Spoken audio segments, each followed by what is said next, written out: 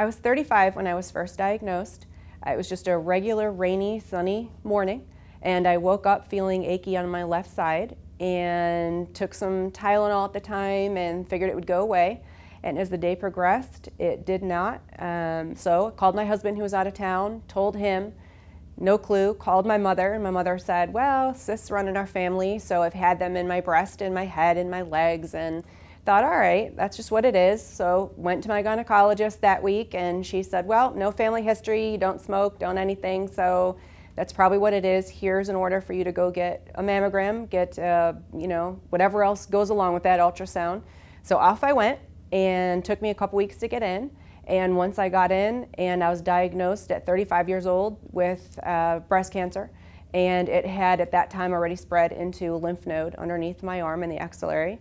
I then needed to find an oncologist, in which I sought out recommendations from friends, family, anybody that had a great experience, and found my wonderful oncologist who I love to death. And then I had to do another biopsy, more rounds of testing, PET scan, and found out that I was stage 3 triple negative, had traveled also into my mammary glands and into my 9th rib in my back.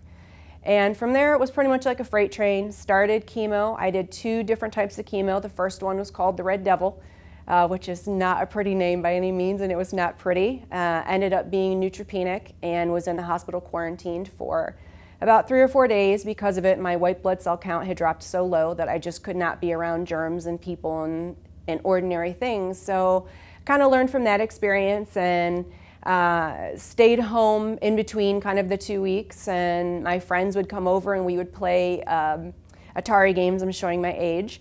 And my mother would bring me hamburgers and French fries, and we'd watch old movies on Tuesdays. And my in-laws would make me, I'm a sweet eater, so it was pretty much the only thing that still tasted good during the chemo, so bring me whatever kind of sweets that I wanted, and that's kind of how I got through it. Finally, towards the second type of the chemo, the Taxol, I started feeling well enough that I was out and riding my bike again, which was a huge deal for me. And following that, I had my first mastectomy, and then I had radiation, which was every single day for 2 months, which was really hard. Hard to be able to keep a positive attitude and have to go there every day and be in the cold room and hear it, smell it, know it's there. And the way I got through that was I asked my radiologist if I could go away after I was done, and he said yes, as long as I behaved and covered up. And so I enlisted my best friends and my sister-in-law, and off to Jamaica we went a week after I finished radiation. And for me, I needed that. I needed something to look forward to, that I could just go sit on a beach and relax and just know that I was done. About 6 months after that, I had my second mastectomy. Because my cancer had traveled so much, I just didn't want to take any chances. As I told my oncologist, I love her, but I didn't want to see her again.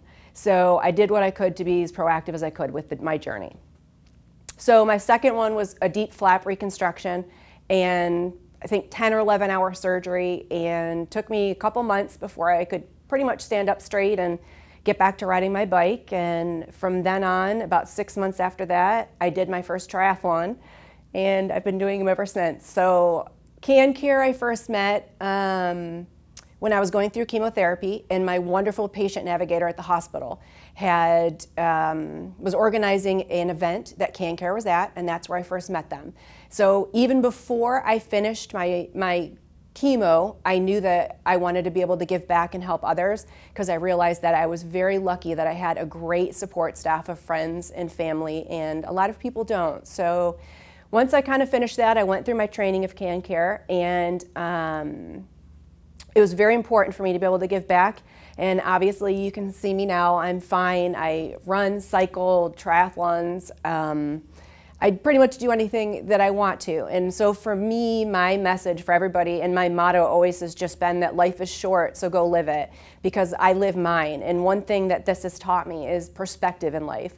And so I do things that I want to do, and I make sure I find time for them, whether that be rescue and foster dogs, or traveling, or being able to volunteer for the hospital or for CanCare.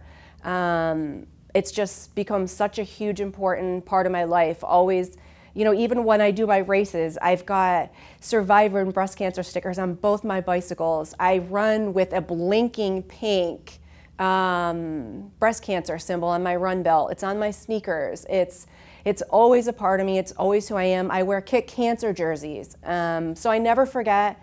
I always try and help others, help educate others, help answer questions, give people hope, give people a positive attitude. I try and be the face that people see and realize that there is hope and they can go on after their cancer journeys and do whatever they want to do, no matter what that is. And so it's important for me to get out and be in front of as many people and do as many things as I possibly can to promote hope and promote well-being.